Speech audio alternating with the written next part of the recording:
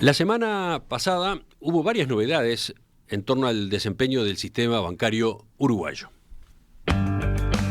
Por un lado, se publicaron en la página web del Banco Central balances correspondientes a julio que mostraron que en lo que va de este año ha aumentado fuertemente el nivel de actividad en el sistema financiero. Por otro, se divulgó un informe preparado por la Comisión Técnica Asesora de AEBU que hace una lectura crítica de este fenómeno y que en particular marca que el nuevo récord de depósitos bancarios evidencia cómo se profundiza la concentración de la riqueza, entre comillas. Con ese telón de fondo vamos a dedicar el análisis económico hoy a repasar cuán dinámico está el volumen de negocios de los bancos uruguayos, cómo puede interpretarse ese desempeño.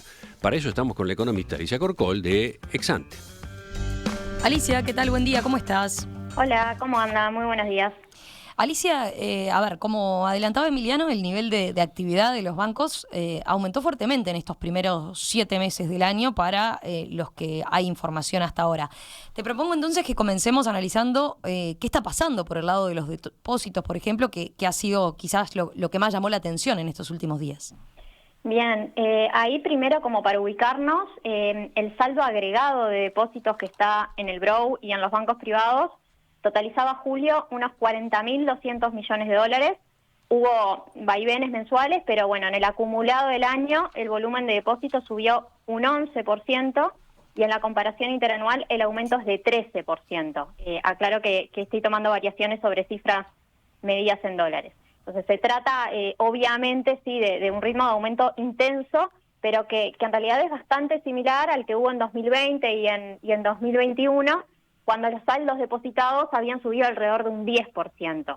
Ahora, este dinamismo tan marcado sí contrasta con lo que veníamos viendo en Uruguay antes de la pandemia, cuando los depósitos subían a tasas muy moderadas. En el periodo 2015-2019, por ejemplo, el aumento de los depósitos fue de menos que un 2% promedio anual.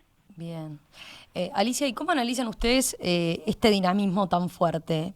Te lo pregunto porque, por ejemplo, el informe de AEBU lo que enfatiza es que, bueno, estos niveles récord de depósitos son reflejos de, dicen, una mayor concentración de la riqueza y, de hecho, para ejemplificar este punto, señalan justamente que la mayor parte del incremento provino de cuentas que tienen más de $100.000.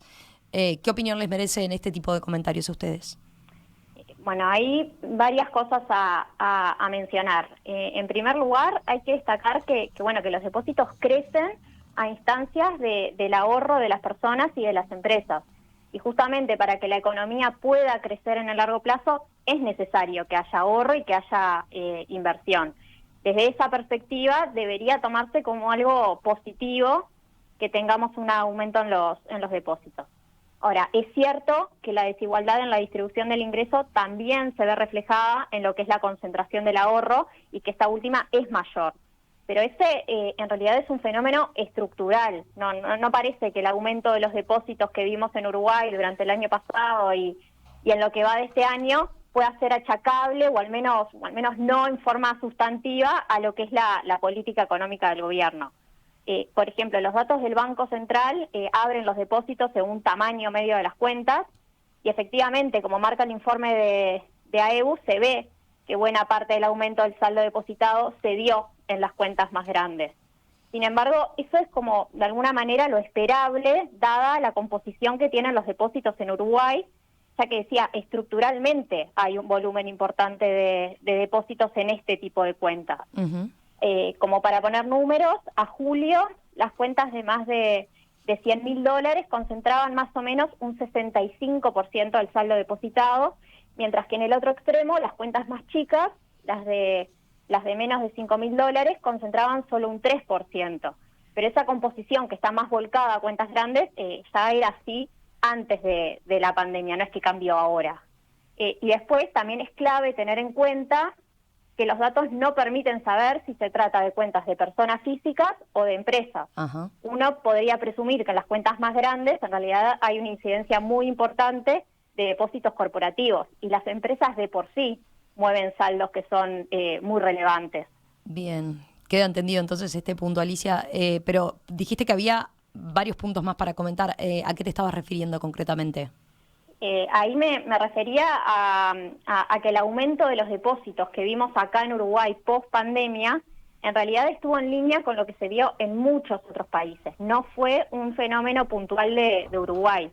Eso en general se asoció a que durante el COVID hubo un menor gasto porque hubo menos ocasión de consumo y al mismo tiempo hubo también una mayor preferencia de las familias y de las empresas por mantener saldos disponibles por la incertidumbre que generaba la pandemia. Por lo tanto, sucedió algo que es muy particular, que es que con el COVID cayeron los ingresos, pero igual subió el ahorro, mientras que lo esperable que suceda cuando hay recesiones es que con menos ingreso también baje el ahorro. Y después se suma que ese efecto no fue parejo en el sentido de que la caída de ingresos afectó sobre todo a lo que fueron trabajadores de menor calificación y no a otros segmentos de personas donde seguramente fue más sencillo, por ejemplo, irse reconvirtiendo al teletrabajo. Eso sucedió en otros países donde hay muchas más estadísticas y seguramente es algo que también pasó acá en Uruguay.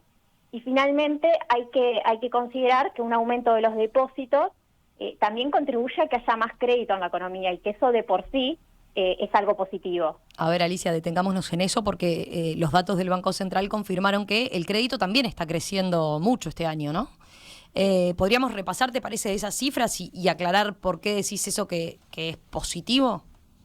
Sí, como tú decís, estamos viendo también al crédito con un crecimiento intenso en este último tiempo, lo cual es razonable que suceda porque, incrementar sus carteras de crédito es precisamente una de las formas que tienen los bancos para rentabilizar esos mayores fondos depositados. Esto ya lo repasamos también con ustedes otras veces en el programa. A diferencia de lo que se podría haber esperado originalmente, en Uruguay no hubo una restricción de acceso al crédito durante la pandemia, sino más bien lo contrario. En 2020 el crédito bancario cayó, pero muy poquito, cayó menos de un 1%, con lo cual de hecho cortó una racha de caída que había tenido en los 2 años anteriores, y luego el crédito se fue acelerando, creció 9% en 2021 y está creciendo aproximadamente 20% interanual a julio de este año. Es además un aumento generalizado, dado que abarca tanto a lo que es créditos corporativos como créditos a las personas. El hecho de que el crédito crezca es muy importante porque, ayuda a sostener el consumo en un contexto como el que estamos, donde el poder adquisitivo de los hogares está afectado por la mayor inflación, y después tener una mayor disponibilidad de crédito a lo que es empresas también ayuda porque ayuda al clima de negocios, facilita lo que es el financiamiento de capital de trabajo que requieren las empresas para crecer y también facilita que puedan hacer las inversiones que pretenden que pretenden realizar. Bien. Alicia, gracias por este análisis a propósito de este crecimiento fuerte que tuvieron los depósitos bancarios en estos meses de 2022 y cómo interpretar ese aumento y también lo que está sucediendo entonces con el crédito. Volvemos a conversar con ustedes en los próximos días, seguramente el miércoles. Dale, muchas gracias. Un abrazo. Chao.